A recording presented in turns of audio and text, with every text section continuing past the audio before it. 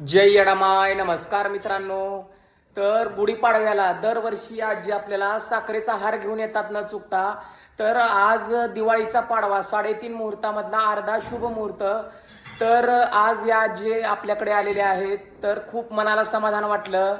खरंच अशा वयस्कर आजी आज आपल्याकडं आवर्जून येतात आणि त्यांचं मन रमतं मन इथं आल्यानंतर, दोन शब्द बोलल्यानंतर.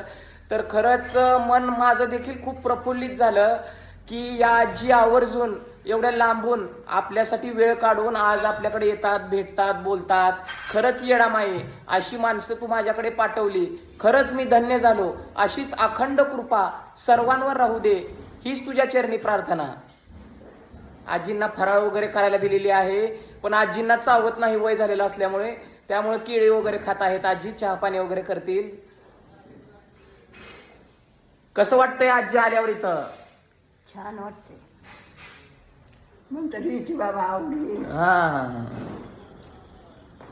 देवापेक्षा तुझी आवड आहे मला. बघू शकता तुम्ही मित्रांनो. अतिशय अगदी मला माझी येडामाई सर्वांमध्ये दिसते.